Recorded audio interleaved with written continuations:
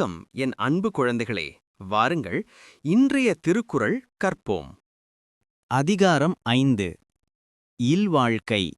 குறள் 41. இல்வாழ்வான் என்பான் இயல்புடைய மூவர்க்கும் நல்லாற்றின் நின்ற துணை. விளக்கம். இல்லறத்தில் வாழ்கின்றவன் என்னும் சிறப்புடையவன் மற்ற கல்வி, மனைத்துறவு, துறவு அறநிலைகளிலுள்ள மூவர்க்கும் நல்ல ஒழுக்க நெறியில் உறுதியான துணையாவான். குறள் 42.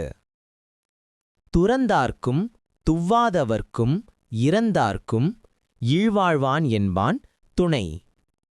விளக்கம். துறவியர்க்கும் ஏழைக்கும் ஆதரவையின்றி இறந்தவருக்கும் இல்வாழ்க்கையில் இருப்பவன் துணையாவான். குறள் 43. தென்புலத்தார் தெய்வம் விருந்தொக்கல் தானென்றாங்கு ஐம்புலத்தாறு ஓம்பல் தலை. விளக்கம். தென்புலத்தார் கடவுள், விருந்தினர், சுற்றத்தார் தான் என்னும் 5 வகையாளரிடத்தும் செய்ய வேண்டிய அறச்செயல்களை தவறாமல் ஒருவன் செய்தல் சிறந்த கடமையாகும். குறள் 44. பழியஞ்சி பாத்தூன் உடைத்தாயின் வாழ்க்கை வழியெஞ்சல் எஞ்ஞான்றும் இல். விளக்கம். பழிக்கு அஞ்சுதல், நல்வழியில் வந்த பொருளை பகுத்து உண்ணுதல் ஆகிய இரண்டும் ஒருவனது இல்வாழ்க்கையில் இருந்தால் அவனது சந்ததி எப்போதும் குறைவது இல்லை.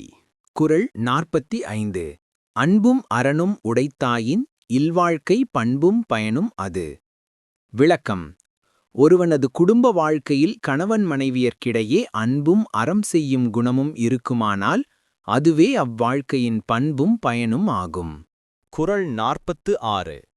அறத்தாற்றின் இல்வாழ்க்கை ஆற்றின் புறத்தாற்றில் போய்பெறுவ எவன். விளக்கம்.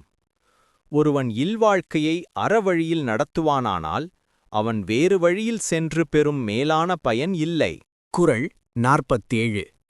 இயல்பினான் இல்வாழ்க்கை வாழ்பவன் என்பான் முயல்வாருள் எல்லாம் தலை. விளக்கம்.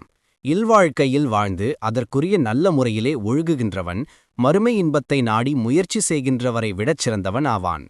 குறள் 48. ஆற்றின் ஒழுக்கி அறநிழுக்கா இல்வாழ்க்கை நோற்பாரின் நோன்மையுடைத்து. விளக்கம். தவம் செய்கின்றவரையும் அவர் வழியில் ஒழுகச் செய்து தானும் அறநெறியில் தவறாது நின்று வாழ்பவனின் இல்வாழ்க்கையானது தவம் செய்வாரை விட வன்மையுடையதாகும். குறள் 49.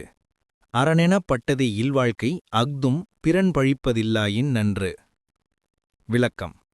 அறம் என்று சிறப்பித்து சொல்லப்பட்டதே இல்வாழ்க்கை, அதுவும் பிறர் பழிக்கும் தீமைகள் இல்லையானால் சிறப்புடையதாகும். குறள் 50. வையத்துள் வாழ்வாங்கு வாழ்பவன் வானுரையும் தெய்வத்துள் வைக்கப்படும். விளக்கம். இவ்வுலகத்தில் வாழ வேண்டிய முறைப்படி வாழ்கின்றவன் மேலுலகத்திலுள்ள தேவர்களுள் ஒருவனாக மதிக்கப்படுவான். அடுத்த வீடியோவில் இன்னும் திருக்குறள் கற்றுக்கொள்வோம். நன்றி. மீண்டும் வருக.